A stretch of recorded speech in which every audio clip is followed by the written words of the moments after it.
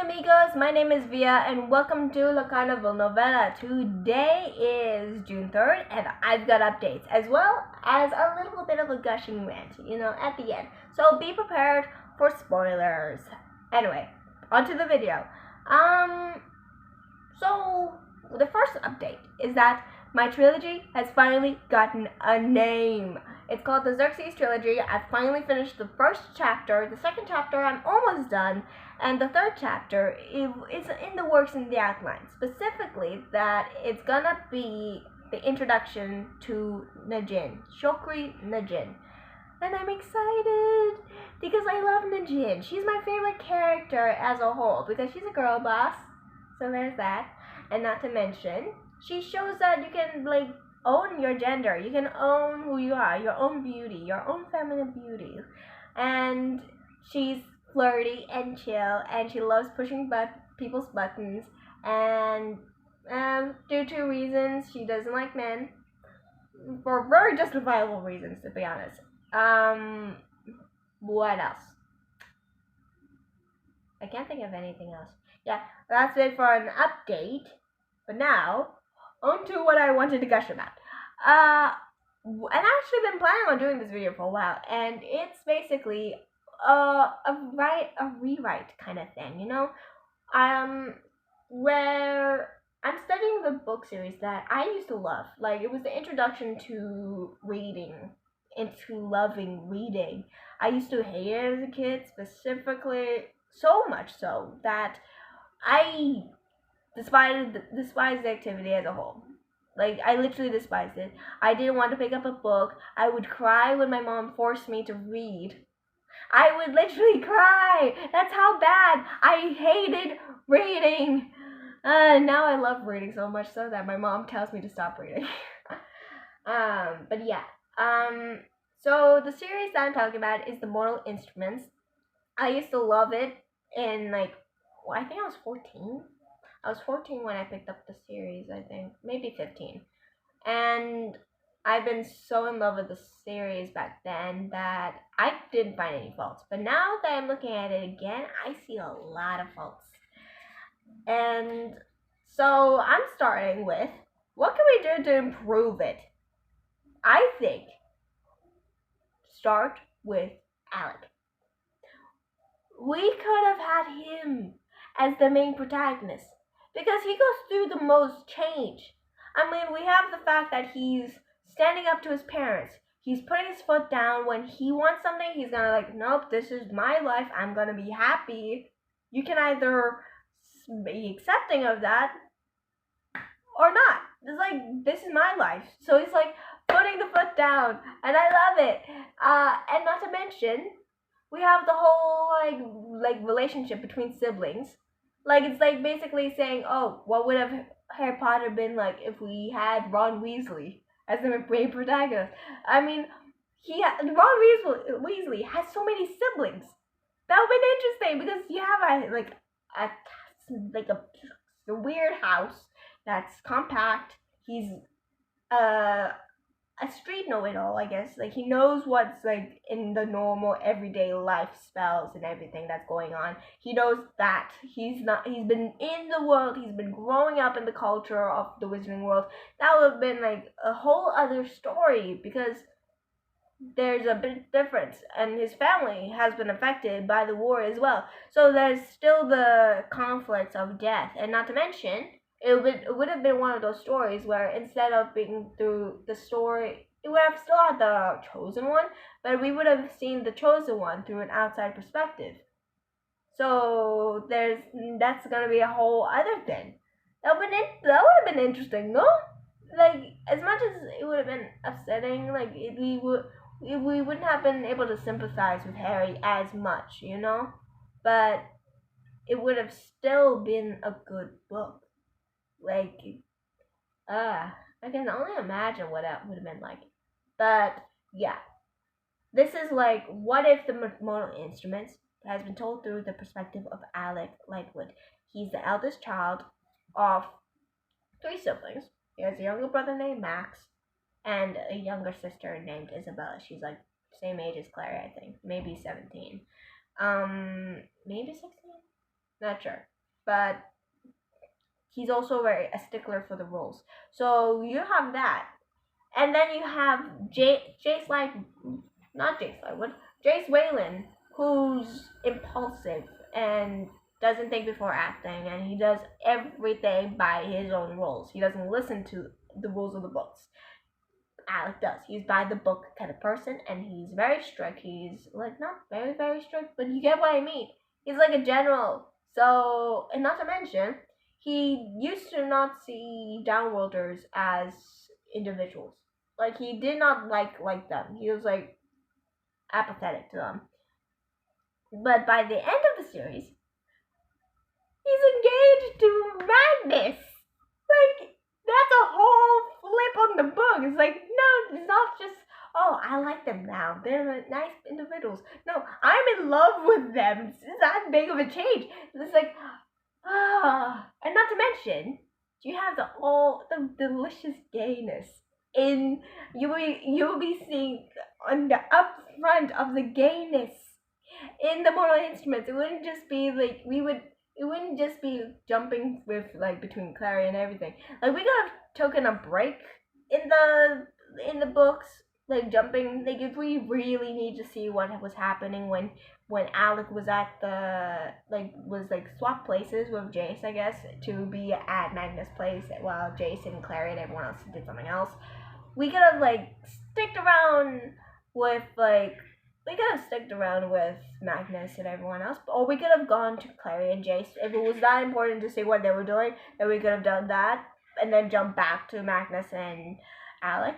But we would have been on the upfront of seeing that relationship evolve, where we see Alec not only put his foot down with his parents, but we would also see him make mistakes, see him come out of the closet, see him eventually tell his brother. Who knows? Maybe he told his younger brother first, and then Isabella and his younger siblings first, and then told his parents.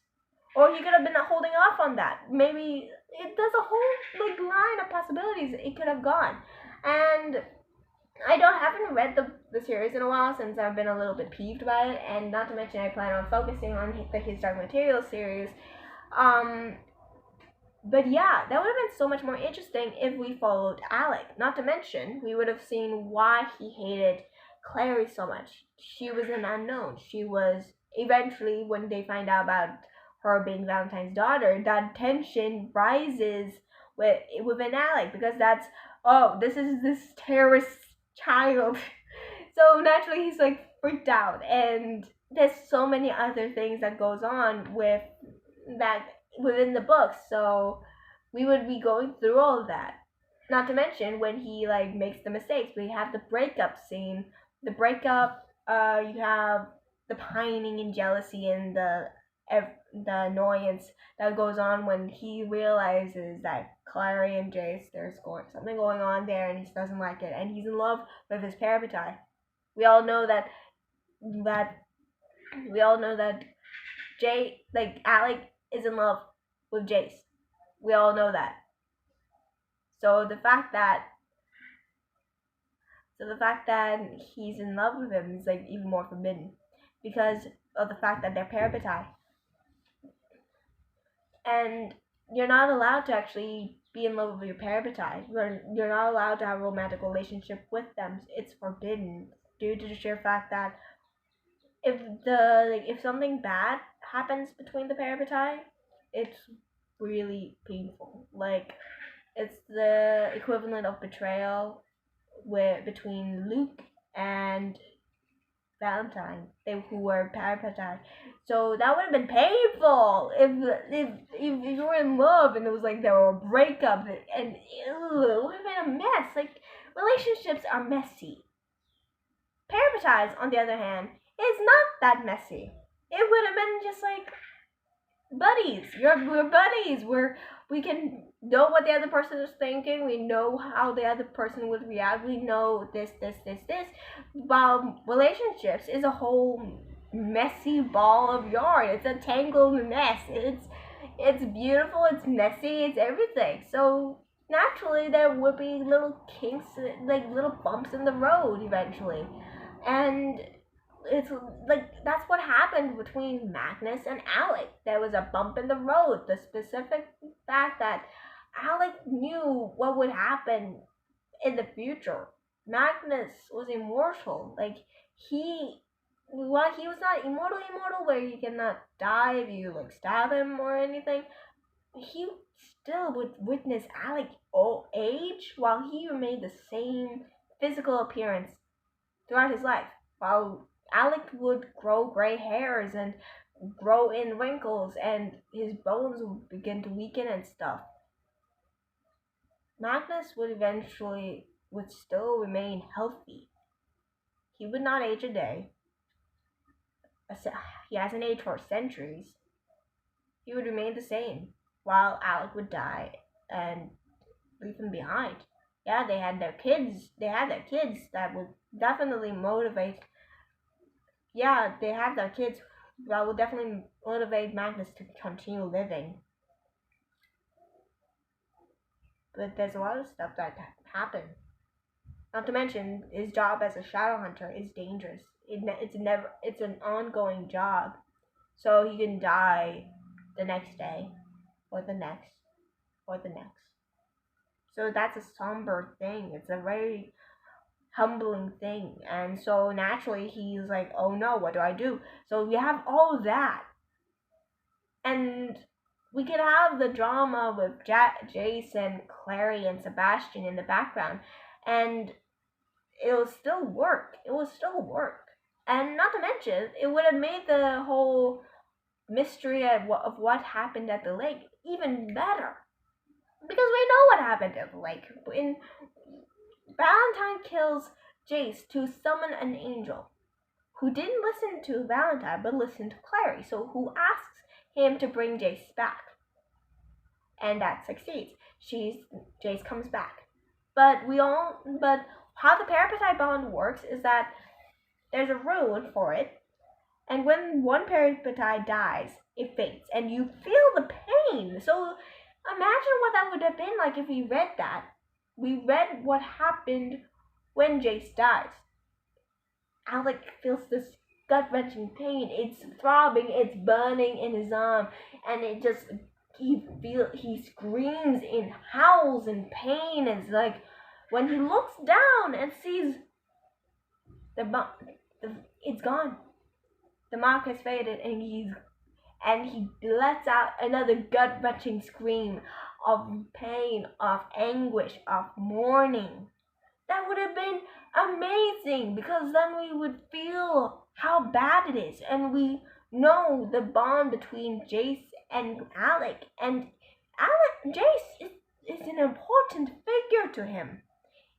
The bond between parasites is unlike anything. So when you lose that, it's painful, it's torturous.